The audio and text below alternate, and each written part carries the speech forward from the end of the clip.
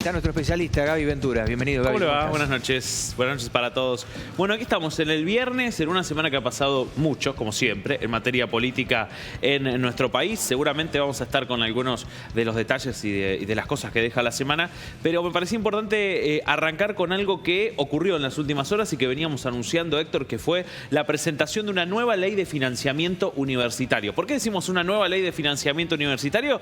Porque esto ya tuvo una antesala el año pasado, luego de las dos manifestaciones que se habían realizado. En realidad, luego de la primera, la otra fue acompañando la presentación de ese proyecto y la reválida que no se logró en diputados. Ahí estamos viendo imágenes de esto que es la reunión de Comisión de Cultura y Educación de la Cámara de Diputados de la Nación. Fue el último miércoles. Una reunión, Héctor, donde la sesión tuvo muchas presentaciones. Por ejemplo, había proyectos de presentación para la defensa del Instituto Nacional del Teatro, que por estas horas está quedando casi en un centralismo porteño, perdiendo la representación, de hecho, de las provincias argentinas. Estaban pidiendo allí que se cumpla la Ley Nacional del Teatro, que ahora está con un antesala en la justicia y con un pedido en la justicia para que el gobierno no avance con un decreto que desmantela los organismos a nivel provincial. Pero también había otras cuestiones que tienen que ver con la cultura. Y en el medio, lo que ocurre también con las universidades nacionales. Este año, Héctor, un proyecto fortificado y que es presentado y elaborado por el Frente Sindical de Universidades Nacionales, es decir, trabajadores docentes y no docentes, también por el Consejo Interuniversitario Nacional, es decir, ahí lo estamos viendo en pantalla, las autoridades de las universidades nacionales, de todo el sistema de universidades nacionales, y también por la FUBA, por la Federación Estudiantil de Estudiantes Universitarios, es decir, estudiantes, docentes, no docentes y autoridades de universidades nacionales en la redacción de un proyecto que es acompañado y, claro, presentado por diputados de diferentes bancadas. Ellos marcaban lo que necesita, obviamente, en un conocimiento claro, lo que necesitan las universidades nacionales, o directamente el proyecto en su totalidad era generado por ellos. Surge desde las bases, desde las organizaciones gremiales, desde el propio Consejo Interuniversitario Nacional, y luego, claro, lleva la firma de los diputados y diputadas de distintos bloques, porque, bueno, es la manera de que tienen que ingresar un proyecto, ¿no?, a la Cámara de Diputados. La pregunta es, ¿qué piden? Bueno, piden varias cosas. De hecho, es un proyecto que va un poco más allá, incluso más amplio que el del año pasado. Recordemos que el año pasado el proyecto salió aprobado por el Congreso en su totalidad, por senadores, por diputados, por una amplia mayoría, que luego fue vetado en el mes de octubre por el presidente Javier Milei. Ahora ya están adelantando que lo van a volver a vetar. Bueno, están adelantando que lo van a volver a vetar. Y luego volvió a la Cámara de Diputados. En realidad no volvió. Los diputados insistieron para tumbar el veto y faltaron 3, 4 votos y eso no se logró. Pero te traje 5 puntos que me parecen fundamentales de este proyecto de ley que ya ha ingresado a la Cámara de Diputados. Veremos ahora cuándo se marcará su tratamiento en la sesión. Y estos son los principales 5 puntos de esta ley de financiamiento universitario. Recomposición salarial. El primero de ellos tiene que ver con lo que ocurre con quienes somos trabajadores y trabajadoras. Se plantea una recomposición del poder adquisitivo de docentes y no docentes, tomando como base la inflación acumulada desde diciembre de 2023. Muchos de nuestros salarios no han tenido actualizaciones, y las leves actualizaciones que han tenido son por números muy menores que tienen que ver con algunos índices de inflación o por debajo, y también, sí, lo que se han activado son garantías salariales que no se incorporan al básico, es decir, no es un reconocimiento, son cuestiones. Me decían esta semana, por ejemplo, científicos que también estuvieron protestando esta semana, que gran parte de sus salarios están dados por decretos del Poder Ejecutivo Nacional. Si un día el presidente Javier Milei quiere ir para atrás, eso puede pasar.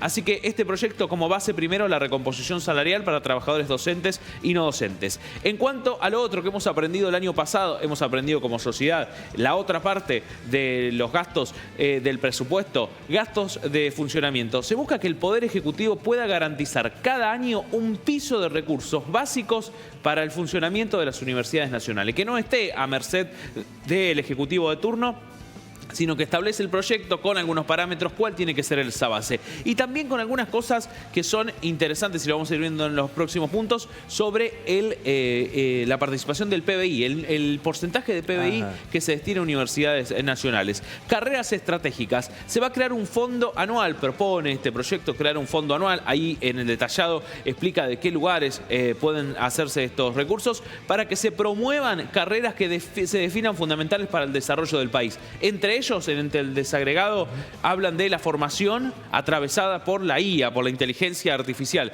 Esto, recordemos, está elaborado en base a trabajadores y trabajadoras, en base a estudiantes, pero también a dirigencias de las universidades nacionales. Y a esto le ponen un número, 10.000 millones. Sí, le ponen el número que está allí en pantalla. Seguramente, cuando esto avance en el Congreso de la Nación, habrá cuestiones que tengan que trabajarse, pero me parece interesante esto de recalcarlo. Las universidades estudian todo el tiempo a sus públicos, a sus sociedades y particularmente estudian también cuáles son aquellas carreras que creen necesarias, ¿no?, para lo que viene hacia adelante. Así que a prestar atención a este punto, que creo que es uno de los más importantes junto con los anteriores. Becas universitarias, otro de los temas que ha quedado bastante atrás en los organismos nacionales. Si bien hay algunas becas que se mantienen, están muy desactualizadas. Se establece una ampliación anual y progresiva del monto destinado al financiamiento de becas universitarias, porcentualmente cada año, tomando algunas variables de la economía argentina. Y nos queda una placa más, Héctor, que es esta, la que te mencionaba recién. Ajá. Se planea una participación que vaya progresivamente del presupuesto destinado a las universidades en torno al PBI.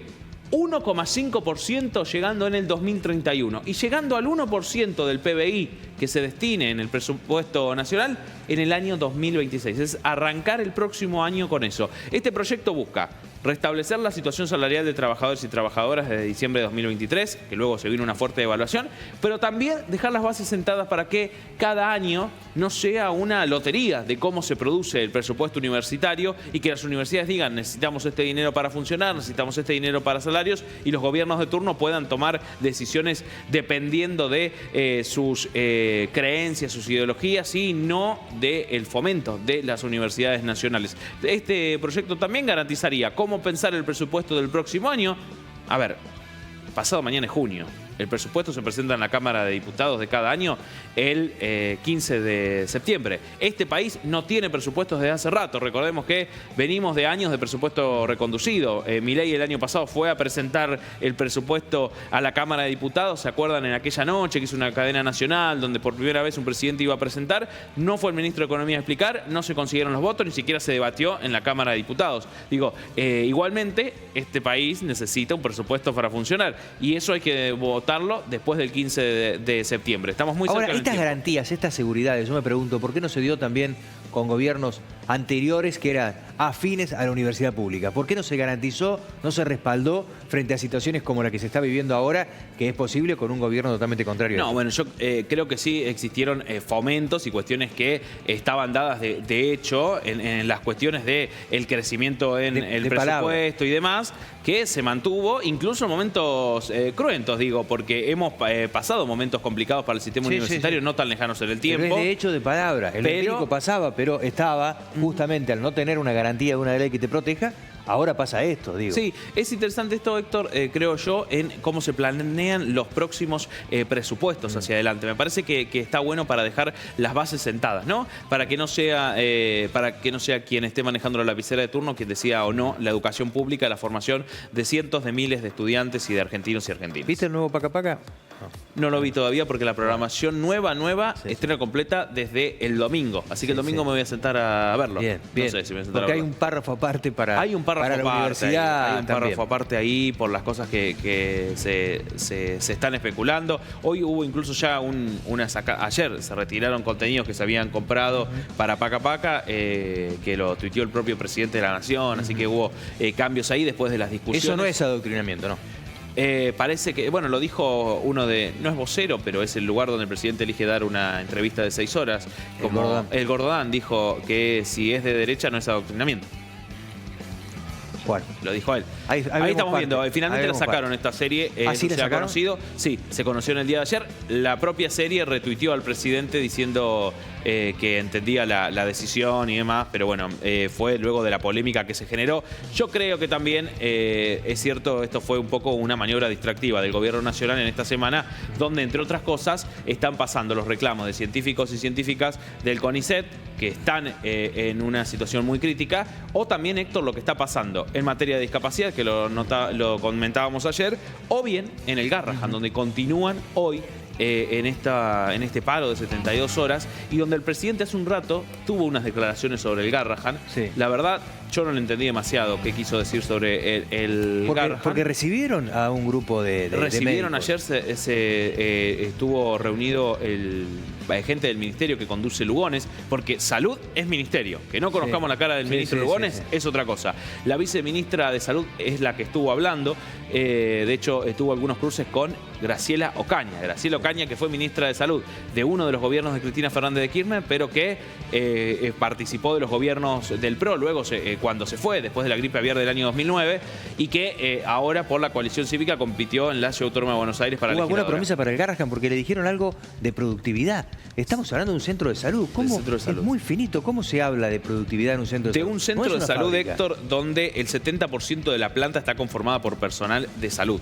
Porque se habla mucho de personal administrativo, 953 son administrativos, 478 son médicos. Pero la propia Graciela Ocaña, la escuchaba esta mañana en declaraciones radiales, le dijo a la viceministra de Salud, hablándole directamente, porque la viceministra de Salud trabaja hace 20 años en el Ministerio de Salud. Es una persona que viene trabajando allí, que ahora llegó a ser viceministra de Salud. Es, entiendo, expareja de Jorge Triaca, hijo, el ministro de Trabajo del gobierno de Mauricio Macri. Bueno, en eso le dijo, cuando hablamos de personal administrativo, no estamos hablando de personas que solo están atendiendo llamados del público o completando una ficha médica. Ahí se engloban dentro del Garrahan las personas que, por ejemplo, manejan una maquinaria, las personas que, por ejemplo, tienen que hacer acompañamiento terapéutico a personas y no están dentro del personal de salud. Digo, sí, turneros, es muy abarcativo. Muy abarcativo, Héctor. Demás, Estamos discutiendo eso. Lo dijo el diputado Nicolás Massot, que nadie puede acusar de cercano al kirchnerismo o al peronismo. Nicolás Massot dijo esta semana que con lo que se le ha dado a la CIDE, con lo que se ha dado a la CIDE, 2 de los meses que se le dieron a la CIDE alcanzan para todo un año de presupuesto en el Garrahan. ¿Querés escuchar lo que dijo el presidente hace un ratito? Lo dijo Neura, uno de los canales de stream donde suele ir, y lo dijo con una de las nuevas periodistas con la que habla, que es Mariana Brey, que le ha dado una entrevista al presidente y ahora ha tenido una nueva entrevista. Le preguntó sobre el Garrahan. Lo único que yo entiendo acá es que es sensible para el presidente, pero después no confirmó si va a ser la obra de teatro a favor de los trabajadores del Garrahan. Escucharlo, mira. Aprovecho para preguntarle, bueno, viendo lo que estuvo pasando en estos últimos días con los médicos del Garrahan, ¿cómo visualiza usted, presidente, que puedan mejorar la situación de lo que serían las áreas más esenciales, ¿no, para todos nosotros, como los médicos, los maestros y los policías? Lo que sucede es que la situación la han politizado. Nosotros, la del Garrahan puntualmente. Claro, lo que nosotros estamos atacando es a aquellos, digamos, o sea, vamos a hacer así. Sí. ¿Estamos de acuerdo que es un tema delicado? Totalmente. Sí, claro. Sí, completamente. Bien. Todo lo que es esencial, médicos, maestros, policías. Ahora puntualmente, lo de Garrahan. Bueno, por eso, pero vale para todas las situaciones. ¿Estamos de acuerdo que es una situación delicada? Sí, muy delicada. Bien, estamos de acuerdo también que los recursos son escasos. Sí. A pesar de que se le ha girado una cantidad récord de recursos y mucho más que el comparativo, que los comparables. Sí. Ahora, la pregunta es, ¿usted está de acuerdo con que haya ñoquis que le filtre los recursos a gente que no trabaja? Digamos, empleados administrativos dibujados por el kirchnerismo, y digo que eso no es lo que le quitan los recursos al hospital. ¿A usted le parece? Claro. No, claro. Sí, bueno, nos enteramos. Entonces usted va. Claro, supimos que había más administrativos que médicos. Que han generado los psicópatas de los kirchneristas.